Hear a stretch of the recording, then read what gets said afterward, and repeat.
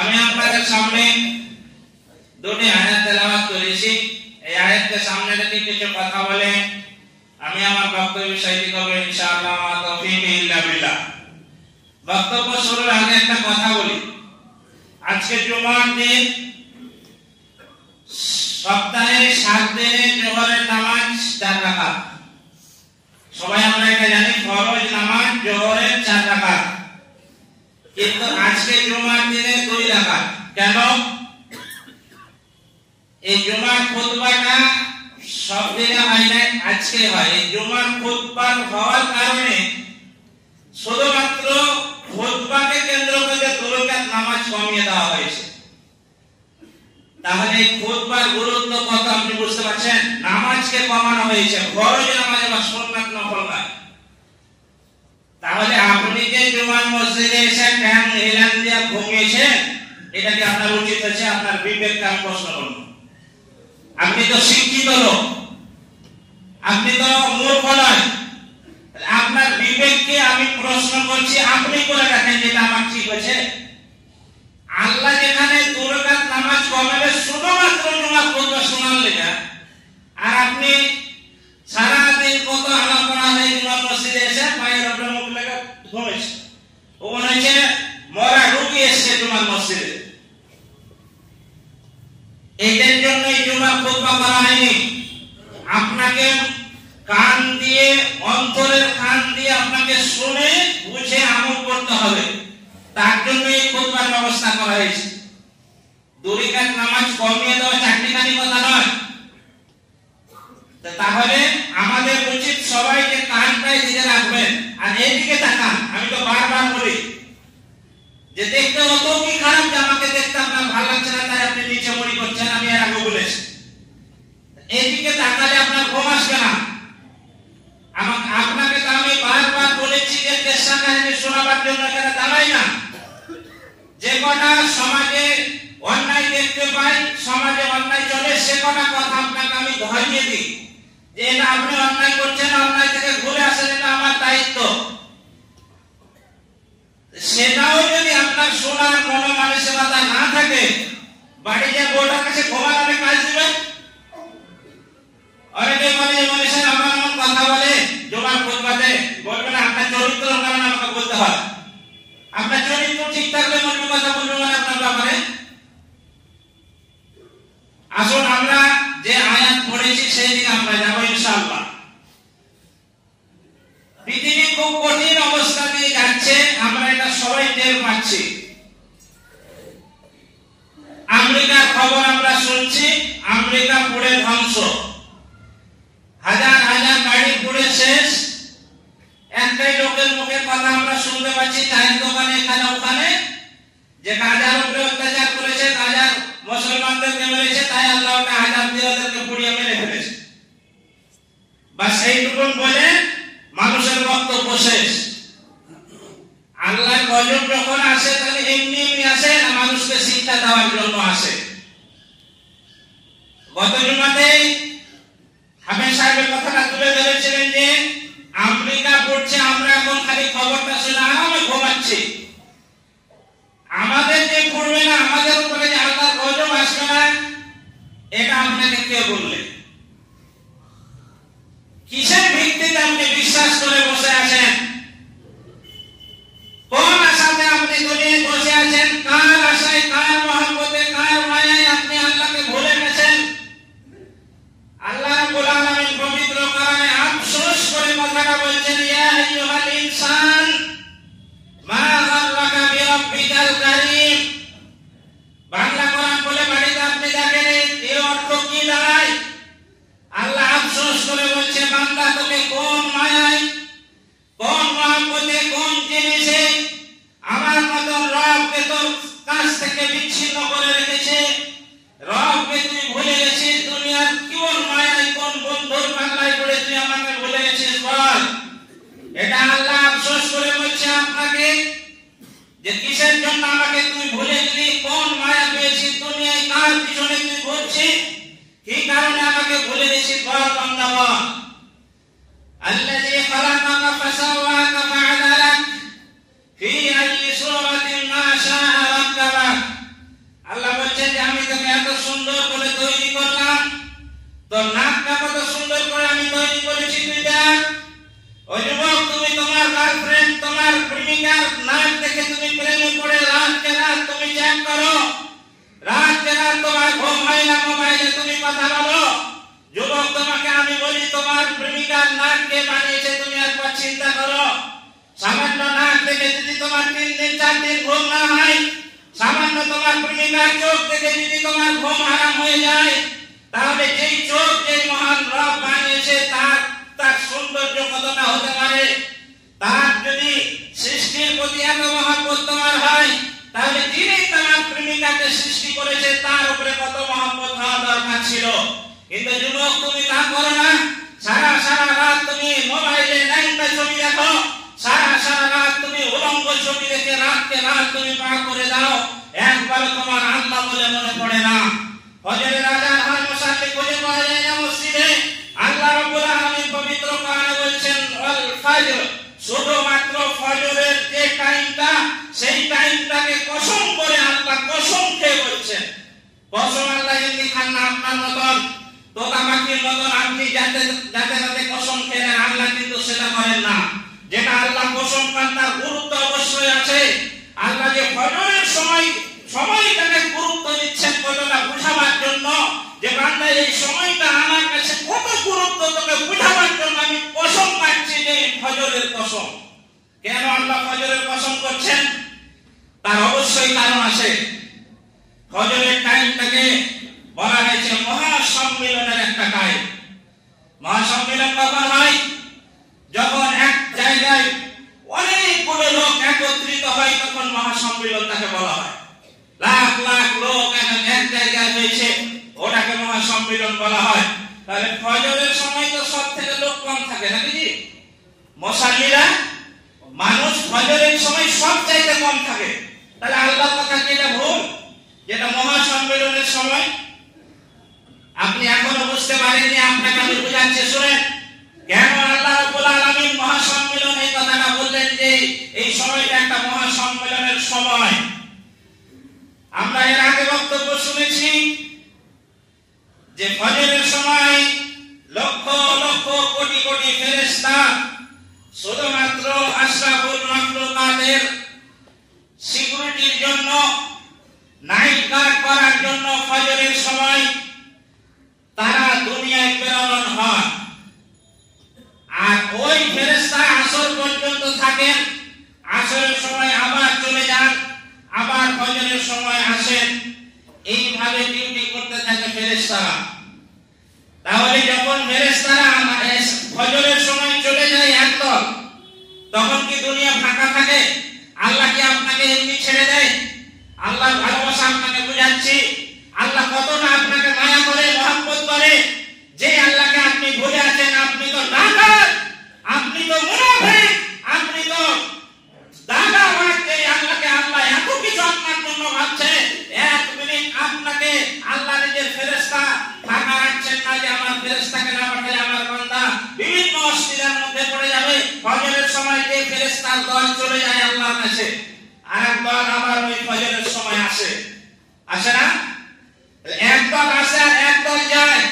যেই ফেরেশতারা ফজরের সময় দুনিয়া ছেড়ে চলে যায় আল্লাহর কাছে, আর যারা ওই ফজরের সময় আসে, এই দুই দল ফেরেশতাই ফজরের নামাজে এবং ফজরের জামাতে তারা শামিল থাকে। আর যারা মুমিন বান্দা তারা ফজরে শামিল থাকে। মহাসম্মেলন কেন বলা হয়েছে? আপনি মনে করবেন যে ফজরে তো সব সময় নামাজি কম থাকে, তাহলে মহাসম্মেলন কেন বলা হলো? যে ফেরেশতারা দুদল ফেরেশতা, লক্ষ লক্ষ কোটি কোটি ফেরেশতা, দুই দলই ফেরেশতা। একদল ফজরের নামাজ পড়ার পরে চলে যায়, আর একদল ফেরেশতা নামাজের আগে আসে, জামাতে হাজির হয়। তাহলে আল্লাহ আপনাকে 24 ঘন্টা গাইড করছে না? পৃথিবীর কোন মানুষ আপনাকে এভাবে গাইড করে যে আল্লাহকে আপনি ভুলে আছেন? শুধুমাত্র টাকা আর টাকা। কোথায় টাকা পাবো? টাকা আর টাকা, দিন নাই রাত নেই। নিজে ইনকাম করে, বউকে দিয়ে ইনকাম করায়, বেটাকে ইনকাম করায়। হয়তো বাড়িতে এরকম লোক নেই? বেটা ইনকাম করে, বউ ইনকাম করে, নিজে ইনকাম করে, শুধু টাকা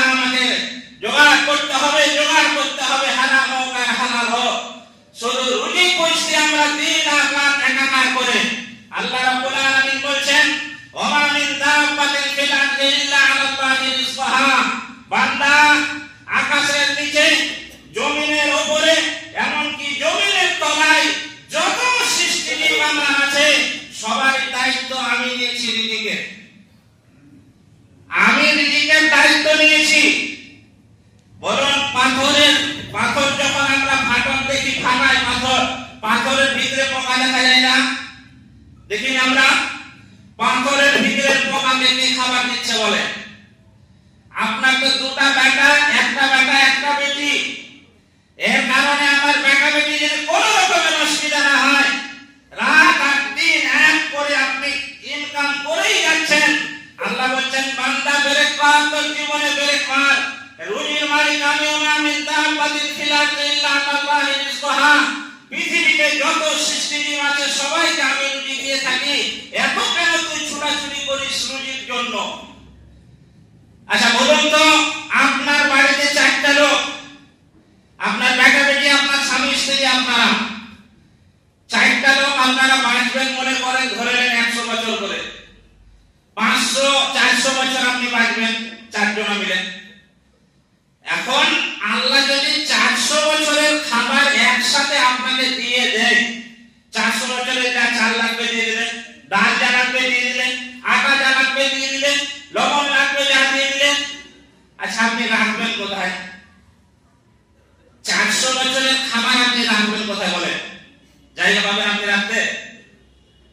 রাখতে জায়গা এরকম আছে?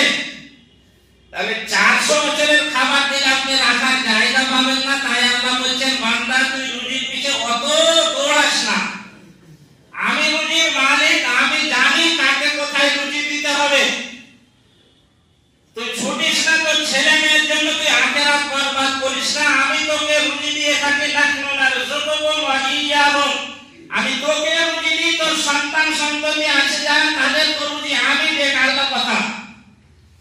তাহলে আপনি ছেলে মেয়ের জন্য রাত দিন আপনি মনে করছেন আমার ছেলে দিলে কোনো অসুবিধা না হয়, তার জন্য রাত দিন আপনি খরচ ইনকাম করছেন, বাড়ি করছেন, জমি জায়গা করছেন, করেই যাচ্ছেন। কিন্তু আল্লাহ যে বলছে যে তুই অত রুজির পিছনে ছুটিস না, আমি রুজি দেওয়ার মালিক, আমি দেব।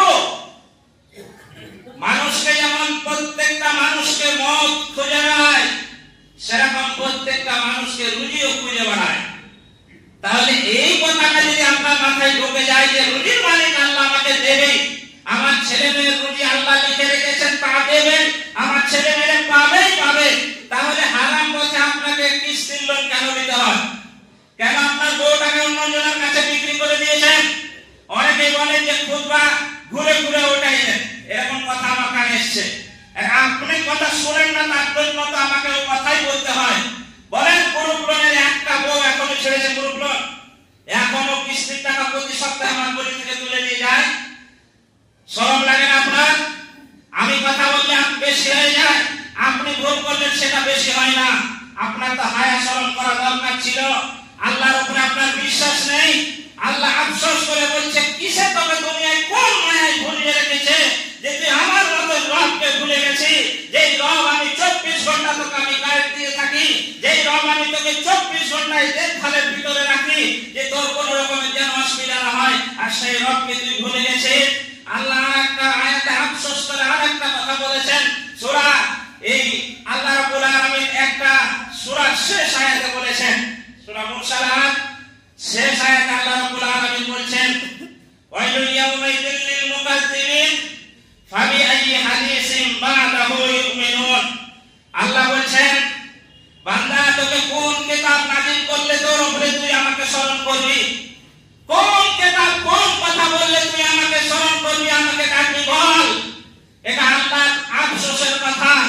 এত সুন্দর একটা কোরআন দেওয়ার পরেও যদি আপনার বিবেকে সাড়া না দেয়, আপনি যদি আল্লাহকে ভুলে যান, তাহলে আল্লাহ কি বলবে বলেন?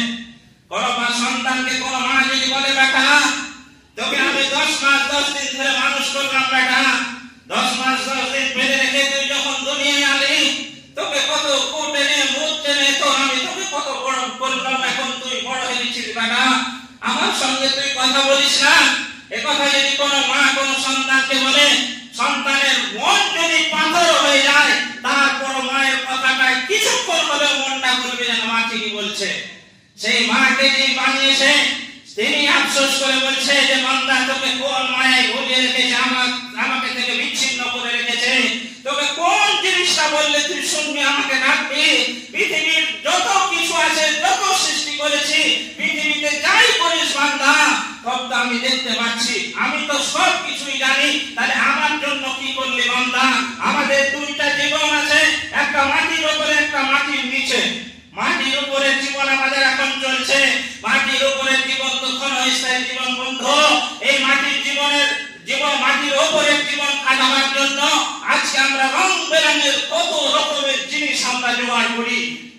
এমন এমন করে বাড়ি পাইলিং দিয়ে বাড়ি করি যাতে ভূমিকম্প এসে আমার বাড়ি হিলাতেও না পারে। করে না এরকম করে?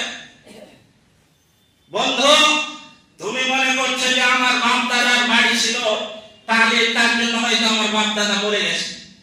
আমি আজকে 3 তলার বিল্ডিং এর মালিক, আমি মরবো মানে?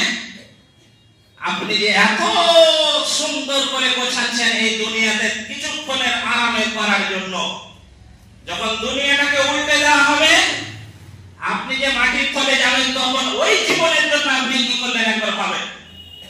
আল্লাহর সামনে দাঁড়াবেন কি একবার ভাবেন। আপনাকে ভাবার জন্য আমি বলছি যে আপনাকে আফসোসের কথাগুলো আল্লাহ বললাম, আল্লাহ কত আপনাকে ভালোবাসে। আর একটা উদাহরণ দিচ্ছি, দুনিয়াতে যদি ছেলে একটা বড় ধরনের ভুল করে, তাহলে এমন এমন বাপ আছে ছেলেকে বাড়ি থেকে বের করে দেয়, ওর সাথে কথা বলা তো দূরে থাক।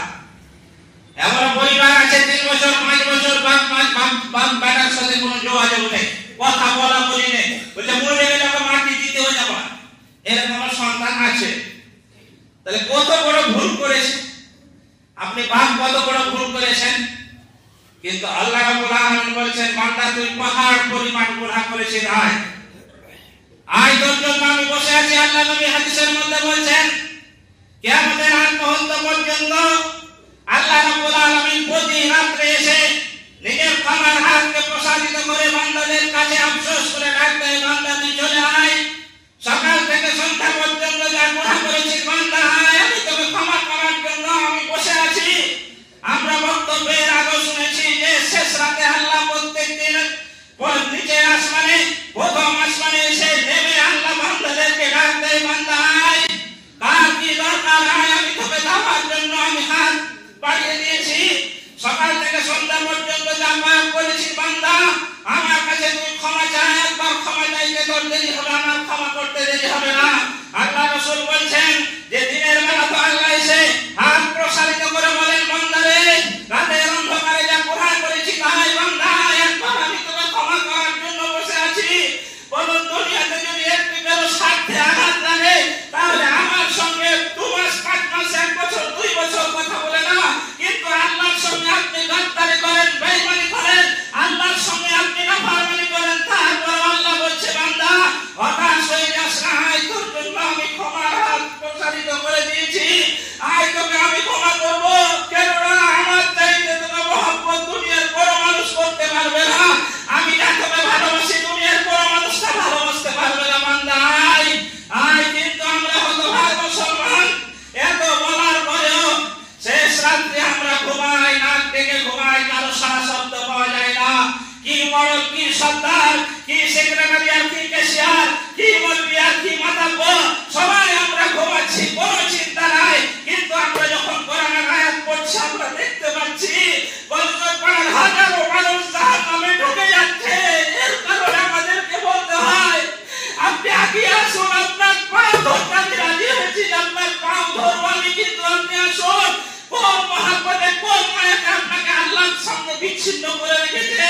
কিসের মায়ায় আপনি দুনিয়ায় পড়ে আছেন? আমি তো দেখতে পাচ্ছি যে মরছে আর মানুষ জাহান্নামে ঢুকছে। এর কারণে আপনাকে অনুরোধ করছি, ভাবছি যে আল্লাহকে আমি কেন আপনি ভুলে আসেন, কেন হারাম পথ থেকে এখনো ফিরে আসেন না? আল্লাহ তো আপনাকে বলেনি যে না তোকে আমি আর ক্ষমা করবো না, না তোকে আমি আর চাই নাই না, আল্লাহ বলেনি।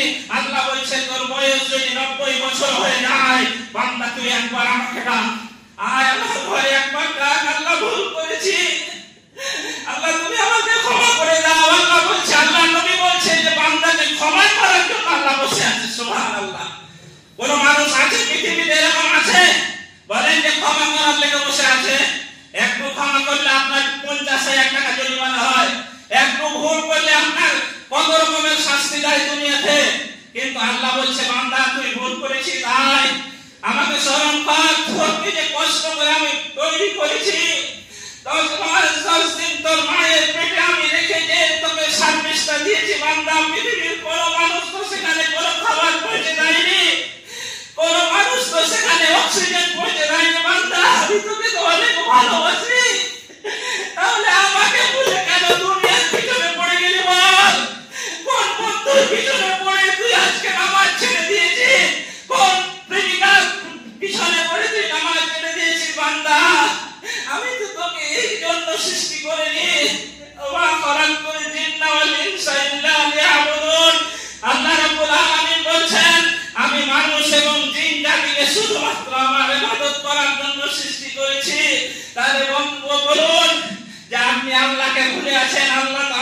ইবাদত করার জন্য সৃষ্টি করেছে। কেন আপনার জীবনে 5 ওয়াক্তের নামাজ এলো না বলুন? আপনাকে কিসের জন্য সৃষ্টি করা হয়েছে? আপনাকে শুধু খাওয়ার জন্য, আপনাকে বিবাহ করার জন্য, আপনাকে সন্তান সন্ততি দুনিয়াতে জন্ম দেওয়ার জন্য তৈরি করা হয়েছে বলুন? আপনাকে খালি জৈব চাহিদা মেটানোর জন্য দুনিয়ায় তৈরি করা হয়েছে? একটা পশু জৈব চাহিদা পূরণ করে, পশুদেরও মিলন হয়, তাদেরও বাচ্চা হয়, আপনারও হয়েছে। তারাও খায়, তারাও ঘুমায়, আপনিও খান, আপনিও ঘুমান। একমাত্র পার্থক্য হলো তারা নামাজ পড়ে না, তাদের উপরে নামাজ ফরজ নেই, আপনার উপরে নামাজ ফরজ। আপনি নামাজ যদি না পড়েন তাহলে বলুন তার মধ্যে আর আপনার মধ্যে পার্থক্য কি? আল্লাহ যে আফসোস করে এমনি বলছে, বান্দা তুই কেন আমাকে ভুলে গেলি? কেন আমাকে ভুলে গেলি? মা আমার মধ্যে 10 মাস 10 দিন গর্ভে রেখে 2-3 বছর লালন পালন করে মায়ের যদি এত বড় আফসোস হয়, কত হাজার মা কান্না করে আমাদেরকে বলতে আসে, মুনি সাহেব আমার ছেলেটা আমার কোনো কথা শুনছে না, কত কষ্ট করে তাকে মানুষ করলাম। মা যদি সামান্য এই কটা দিনের জন্য এত আফসোস করে, তাহলে আল্লাহ যে আপনাকে সব কিছু দিয়েছে, দুনিয়াতে এত আরাম আয়েশ আপনি করছেন, তাহলে এর জন্য আল্লাহ কত বড় আফসোস হতে পারে? একবার চিন্তা করবেন। আজকে বাড়িতে গিয়ে শুধু খুতবা শুনছেন, এক কানে আর এক কান দিয়ে বের করে দিচ্ছেন। আপনি আজকে আপনাকে চিন্তা করতে বলছি যে আল্লাহ নামাজ ছাড়া যে আমাদের কোনো গতি নেই, কোনো গতি নেই, এটা আপনাকে 100 বার বলা হয়ে গিয়েছে। আল্লাহ রাব্বুল আলামিন পবিত্র কোরআনে বলছেন, সূরা মুদাসসির, আল্লাহ রাব্বুল আলামিন বলছেন যে জাহান্নামে যাওয়ার সর্বপ্রথম যেটা কারণ হলো সেটা হলো নামাজ। যে নামাজ পড়বে না সে জাহান্নামে যাবে, না কার কথা?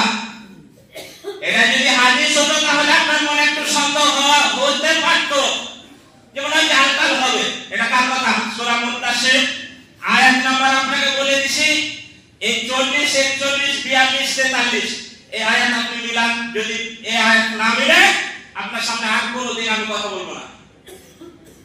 জান্নাতীরা যখন জান্নাতে যাবে, ওরা বলাবলি করবে ওই বাগান থেকে যে কি ব্যাপার তোরা জাহান্নামে এসেছিস কেন? কারণ তখন তারা বলবে কদন আমনাকুম মিনাল মুসাল্লিন, আমি দুনিয়ায় নামাজ পড়িনি।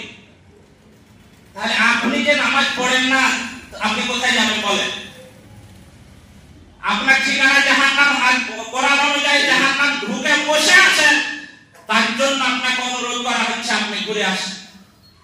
যে মাওলা আমাকে এত কিছু দিচ্ছে, তার জন্য আমি কপালটা ঠেকাতে সিজদা তাকে দিতে পারবো না। আজান হয়ে যায়, চায়ের দোকান খোলা আছে, মুদিখানা দোকান চালাচ্ছে, ফল বেচছে, বিভিন্ন কাজ, মানুষ ব্যস্ত আছে, নামাজের দিকে কোনো গুরুত্ব নেই। যে নামাজ মসজিদে যে আজান হলো, আমাকে মসজিদে যেতে হবে। আল্লাহ আমাকে এখনো বাঁচিয়ে রেখেছে। গাজা মুসলমানদেরকে বোমা ফেলে ফেলে তাদের এলাকা ধূলিসাৎ করে দিয়েছে।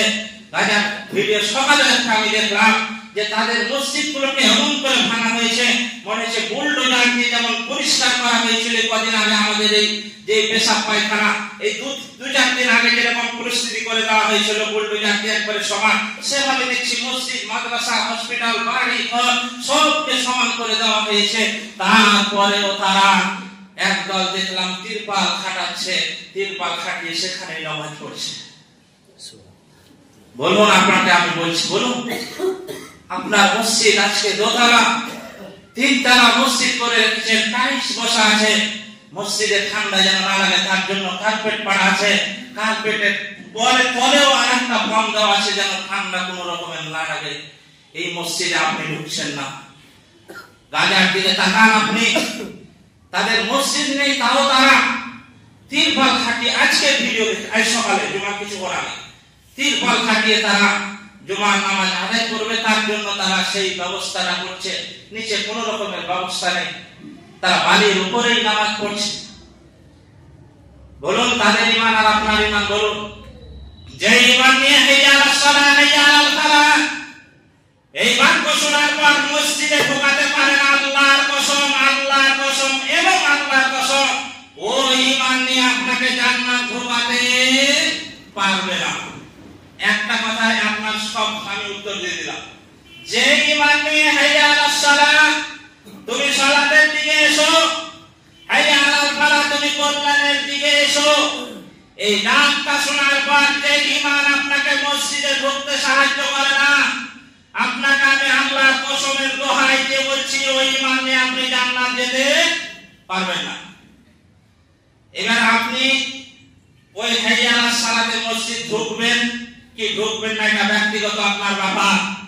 যেটা বাস্তব আপনাকে আমি বললাম যে আমাদের উচিত হয় না, আমাদের এটা মুনাফিকি করা হচ্ছে আল্লাহর সঙ্গে, যে আল্লাহ এত কিছু আমাকে এত সুন্দর করে আমাকে তৈরি করলেন, কি সুন্দর নাম, কি সুন্দর চোখ গোল গোল, সেই কি সুন্দর আমাদের কান দিয়েছে, হাতটাকে কি সুন্দর এক সমান করে আল্লাহ তৈরি করেছে, পাটাকে কি সুন্দর সমান ভাবে তৈরি করেছে, এক হাত ছোট এক হাত বড় করে তৈরি করলে আমাদের কত হাজার অসুবিধা হতো।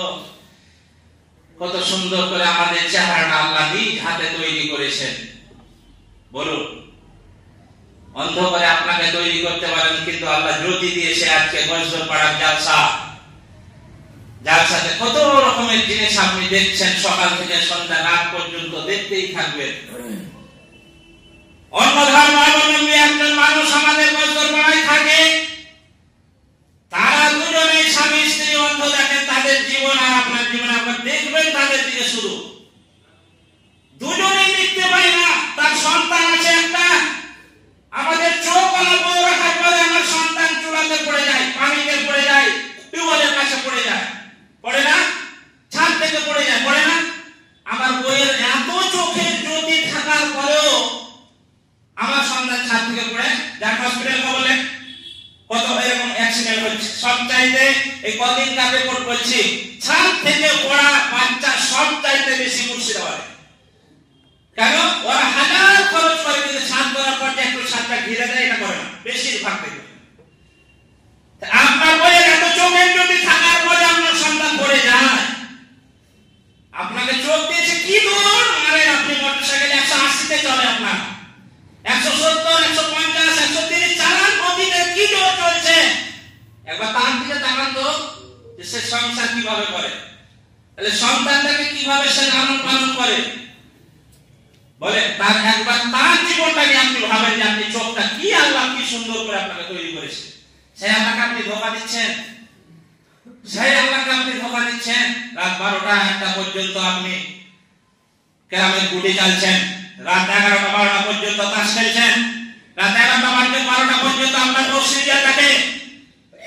আর যে সময় আল্লাহ বলে যে বান্দা এলাম, আয় আয় আয় আমার কাছে আয়, তোকে আমি ক্ষমা করব, আয় তুই যা গুনাহ করেছিস আয় চলে আয়, ওই টাইমে আপনি ঘুমিয়ে থাকেন না। বাপজি আমার, যুবক ভাই, হাত পা ধরে বলছি, ঘুরে এসো, সময় খুব সংকীর্ণ, কখন তোমার মৃত্যু চলে আসবে কেউ জানে না।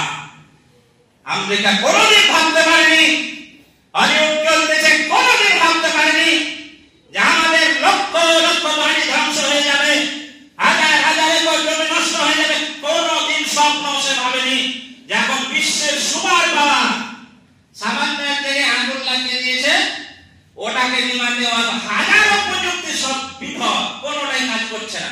এখনো আমেরিকা জ্বলছে,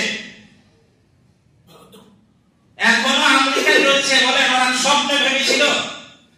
তাহলে সেটা দেখছেন আর আপনি বলছেন যে গাজায় অত্যাচার হচ্ছে তাই গজব দিয়েছে আল্লাহ। ভালো কথা। আপনি কি বলছেন বলেন? আপনি বলবেন যে এত বলার দরকার কি, আমি আমার কবরে আমি দেখে নেব। অনেকে বলে থাকে গাঁজা খোর যারা, হিরোইন খোর, তারা বলে থাকে বলবে তো বকার দরকার কি, আমি কবরে যাই এইসব তো আমি দেখে নেব। আরে হারাম খোর, গজব যদি আসে আপনার উপরে তা আমিও বাঁচবো না, যারা ইমানদার তারাও বাঁচবে না আপনার কারণে যদি গজব আসে। তার জন্য আপনাকে সতর্ক করা হচ্ছে। তাই অনুরোধ করছি বাপজি আমার, যুবক ভাইরা, কত আর পাপ করবে মোবাইলে, কত আর ন্যাংটা উলঙ্গ ছবি দেখবে, এসো ফিরে এসো। অন্তত আমি বলেছি যে আল্লাহ যে এত আফসোসের কথাগুলো কোরআন শরীফে হাজারো কথা বলেছেন, মসজিদে অন্তত ফজরে যখন আযান হবে ইয়া রাসূলুল্লাহ, অন্তত মসজিদে এসো, মসজিদে এসে নামাজটা পড়ে আমার দুনিয়ার কাজে ছড়িয়ে পড়ুন। এই কাজটা করা যাবে না? বলুন না ইনশাআল্লাহ। কত আসছে দেখেন, বাপজি দেখেন কত আসছে, বলেন না ইনশাআল্লাহ। দেখেন আল্লাহকে সাক্ষী রেখে ইনশাআল্লাহ বললেন, তাহলে আশা করব আসর থেকে আমার মুসাল্লি বাড়বে ইনশাআল্লাহ। এখন বলে ইনশাআল্লাহ।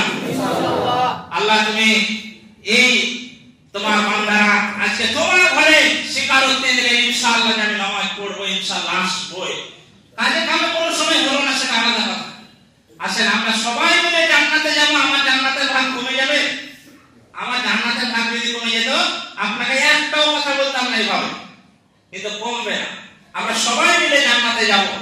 আল্লাহ রাব্বুল আলামিনের নবী বলছেন যে সব চাইতে নিম্ন জান্নাত যেটা দেওয়া হবে বান্দাকে, সব চাইতে নিম্ন স্পেশাল মাধ্যমে, যে কোন রকম জান্নাতে ঢুকেছে না, কোন রকম যেতে পেলেও ওকে এই দুনিয়ার 10টা এরকম দুনিয়ার সমান তাকে জান্নাত দেওয়া যাবে। বলুন সুবহানাল্লাহ। তাহলে সব চাইতে যদি নিম্ন এটা হয়, তাহলে যারা স্পেশালি জান্নাত পাবে তাদের কি অবস্থা? জান্নাতে যখন ঢোকানো হবে মানুষের রাগ, ক্রোধ, ঘৃণা, হিংসা কিছুই থাকবে না। আল্লাহ তার ভিতর থেকে ধুয়ে মুছে বার করে শুধু আনন্দ আর আনন্দ করবেন। জান্নাতে কোনো রকমের টেনশন নেই। আমরা সবাই মিলে ওখানে চিরস্থায়ী, আমরা দুনিয়া যেখানে জান্নাত, যেখানে কোনো মরণ নেই, সেখানে আমরা চিরস্থায়ী ভাবে থাকতে চাই। দুনিয়াতে যারা আমেরিকা শাসন করছে তাদের একটাই ভয়, আমাকে মরতে হবে, একটাই ভয়, অন্য কোনো ভয় নাই। কিন্তু যেই জীবনে আপনার কোনো রকমের চিন্তা থাকবে না, মরারও চিন্তা থাকবে, মানুষ আর মরবে না, সেই জায়গাতে ঢোকার জন্য সামান্য আপনি আল্লাহর কিছু কথা মেনে চলুন। আপনি আপনাকে অনুরোধ করছি যে আপনি মেনে চলুন। আজান হলে আপনি মসজিদে আসুন, এসে আল্লাহকে স্মরণ করে আবার আপনি দুনিয়ার কাজে ছড়ে পড়ুন। যাই হোক, সময় শেষ হয়ে গেল। শেষের সময় একটা কথা আপনাকে বলি যে আমরা সবাই জানি যে আজকে আমাদের মাদ্রাসা জালসা সবাই অবগত আছে। এই মাদ্রাসা জালসা উপলক্ষে একটি কথা আপনাকে বলবো যে আমরা প্রত্যেকটা মানুষ এটা দেখতে ভালোবাসি যেটা সঙ্গে সঙ্গে যে জিনিসটা আমি দেখতে পাই। ধারে কি হবে ওটা আমরা ভালোবাসি না। যেমন নামাজ, এটা ধারে, তাহলে ভালোবাসি না। যেমন কুরবানি, এটা সঙ্গে সঙ্গে পাই মাংস, তাহলে এটা দিতে ভালোবাসি। তেমন কিছু জিনিস আছে যে মানুষকে দেব, ওটা আমার সঙ্গে সঙ্গে কাজে লাগলো, কাজ শেষ হয়ে গেল। এইভাবে আমরা দান খয়রাত করতে ভালোবাসি। অনেক জায়গায় বলতে যখন হয় আমরা চিড়া গুড় মুড়িলে যাই না, অনেকেই যায়। আপনারাও এই 98 না 2000 সালে হয়েছিল, আপনারা দেননি? কত মানুষকে আশ্রয়, ধ্যান, কত নৌকানি আপনারা ছুটেছেন। তো মানুষ সঙ্গে সঙ্গে যেটা চোখে দেখতে পায় ওই জিনিসটার প্রতি আসক্তি বেশি হয়। কিন্তু সৌদি আরবে আমি 1 বছর থেকেছি, তাদের যে টেন্ডেন্সি পুরো আমাদের উল্টো। তারা চায় যে যেটা কাজ করবো আল্লাহর রাস্তায় সেটা যদি লংজিভিটি হয়, সরকারি জায়গা হিসেবে তারা কাজ করে থাকে। তাদেরকে বলেন যে একটা মানুষ অসুস্থ আছে, হসপিটালে ভর্তি আছে, তাকে যদি 10 টাকা দেয়, আপনি তাদেরকে বলেন যে একটা মসজিদ তৈরি করবো কি একটা মাদ্রাসা তৈরি করবো, আপনাকে 100 টাকা দেবে। কেন? যে আপনি যখন দান করলেন তখন সেই দানটা তখনই আপনার শেষ হয়ে গেল। একটা লোক খেতে পায় না, তাকে খেতে দিলেন, ওই পর্যন্ত নেকি পেয়ে আপনার ওখানে শেষ। কিন্তু একটা লোককে যখন 50,000 টাকা দিয়ে, 10,000 টাকা দিয়ে তাকে একটা ব্যবসা খারাপ করে দিলেন যে তোকে ভিক্ষা করতে হবে না, তুই এই 10,000 টাকা দিয়ে দোকানটা চালা, এতে থেকে আমার সংসার চলবে, যত চলবে, যতদিন বেঁচে থাকবে ততই আপনার নেকি আমার নামে লিখতে থাকবে ফেরেশতাদের সাথে জারিয়া। তো আমরা উল্টাটা করে থাকি, যেটা সঙ্গে সঙ্গে দেখতে পাই সেটা বেশি আমাদের আগ্রহ হয়। কিন্তু আমাদের উচিত হবে সেটাও করা, কিন্তু লংজিভিটি একটা দান আপনি করবেন যেখানে হোক। যেমন মাদ্রাসা লংজিভিটি আপনারা 4 বছর থেকে চালাচ্ছেন, প্রত্যেক বছর কোরআনের হাফেজ তৈরি হচ্ছে। এই মাদ্রাসায় দান করলে কি আপনার লাভ, একটা কথা বলি যে ছেড়ে দিচ্ছি, 5 মিনিট পার হয়েছে। তো এই যে আজকে কয়টা হাফেজ, 13টা মনে হয় নাকি 14টা, এই বছরে 14টা হাফেজ ছেলে মাগরিব দিবে। আজকে আপনারা রাতে দেখতে পাবেন 14টা ছেলে কোরআনের হাফেজ হলো।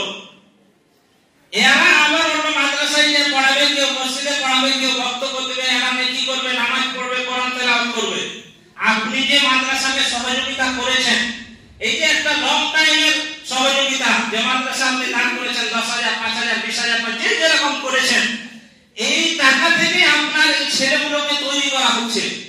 তাদের কোরআনের হাফেজ, যতগুলি কোরআন পড়া হয়েছে, সুবহানাল্লাহ, একটা হাফেজ, যেহেতু আমিও হেফজ পড়েছি তাই জানি যে একটা হাফেজকে হেফজ করতে গেলে কোরআনের কতবার যে পড়তে হয়। আপনি মনে করেন যে একবারে